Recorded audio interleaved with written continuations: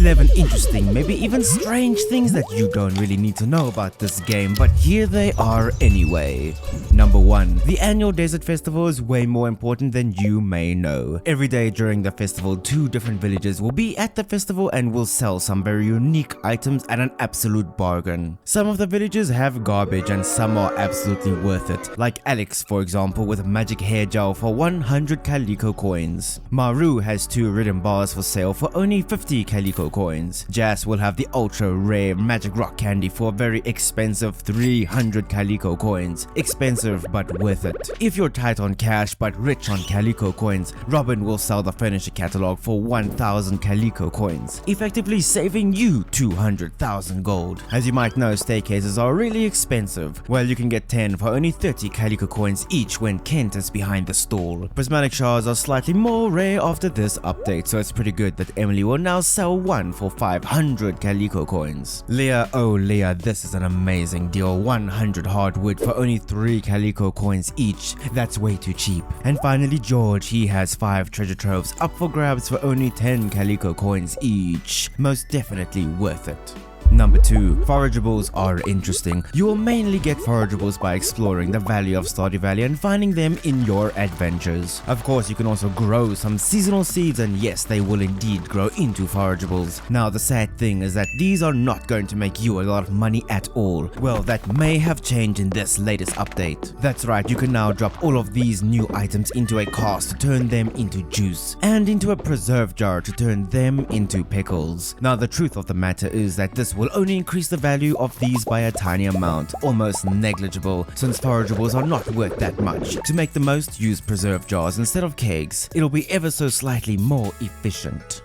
Number 3. Here's a very random little tip that you will most likely not use. As you know, bee houses will produce honey, and if they're within the range of a flower, they will produce flower honey, which sells for considerably more money. Naturally, bee houses will not be creating you any honey during winter, and if you just leave your bee houses over winter, then for some reason you will get your first harvest of honey on the 5th of spring. Bee houses are supposed to give you honey every 4 days, so what's the deal? Well, it turns out if you pick up your bee house and immediately drop them down again on the very last day of winter, well, then you'll get your first serving of honey on the 4th of spring, effectively giving you an entire extra harvest.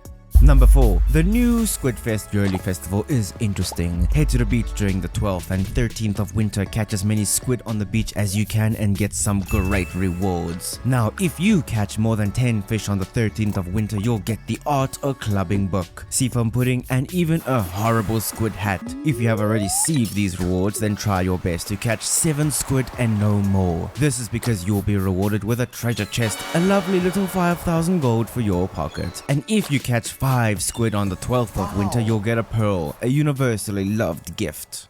Number 5. Here is something interesting. It might even be interesting enough to convince you to get the really odd wilderness farm, you know, the farm that causes a couple easy monsters to appear at night that you can defeat for basically no loot. Yeah? Well, when you reach level 9 combat, there's a chance that a new and improved unique monster will appear, the Iridium Golem. These guys are interesting. First, they're actually quite tough and hard to take down, and then if you defeat them between the 24th of spring and the 20th of summer, they have a very high chance of dropping summer squash seeds. And between the 21st and the 20th of winter, you can get powder melon seeds. As you know, these new seeds cannot be purchased, so this very well could be a reliable way of obtaining these. Listen here, you absolutely want to hit subscribe on this video right now. Got an awesome miniseries coming up that you do not want to miss. I appreciate you dearly.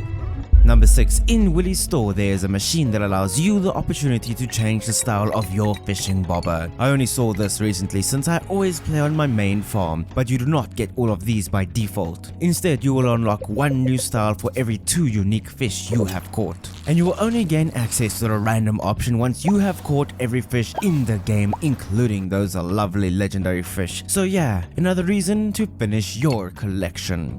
Number 7. Call this a bug or call this a feature, but this is just absolutely weird and I love it. If you hold down the use key on both your hoe and on your watering can, you can now strafe to reposition if you might have missed when watering. Well, if you constantly hold down 2 movement keys at the same time, you can hop around the world of Stardew Valley and look like an absolute maniac. I never knew I needed this until I got it. This is so much fun. Number 8. As you might know, we can have more pets in this game now. Just pet your pet every day, and once you have reached maximum hearts with that pet, Money will sell you a pet license that you can use to get extra pets. It is important to befriend these to maximum hearts as well. If you pet a pet that has maximum hearts, they can give you a gift. Now, most of the gifts are quite insignificant, but turtles have a chance to give you seafoam pudding. Dogs have a chance to give you a dinosaur egg. Cats have a chance to give you a rabbit's foot. It seems that Cats got the short end of the stick here. It is important to note that Robin will sell a pet bowl, but these are not actually required to have multiple pets. But if you do not have enough of these, then the pet sleeping on the cold hard grass will lose friendship points with you every single day. Number 9. Keys Crop is an interesting quest. You will need to find key beans throughout your adventures in Stardew Valley. You will then need to plant these and sell at least 500 key fruit to successfully complete this quest. Side note, these can now turn into giant crops that look kinda like Mr. Key, but only on your main farm and not on Ginger Island. Keep that in mind. One of the best ways to get many key beans is farming for fishing treasure chests with magnets and the various treasure bonuses. However, if you find yourself in a very sticky situation and need many key beans quickly, then craft up these impressive treasure totems. These are expensive to craft, but just look at how effective they are at finding key beans. This is the most expensive method of finding these, but it is no doubt effective. Number 10. Okay, hear me out. This one is kinda weird but kinda incredible. At the bookseller, you can buy the price catalog book. This book will show you the value of items in your inventory. Quite useful, but why can we buy multiple of these from the bookseller if they have no use and cannot be traded in for anything useful? Well, that's where this gets interesting. You can actually use this book as a gift, and most of the times people absolutely dislike this book. However, Penny and Pierre, for some reason, just absolutely love it. This is indeed a loved book for them. If you have enough money to spare, you can buy enough of these to get them to the maximum friendship level easily. Ooh, bonus tip.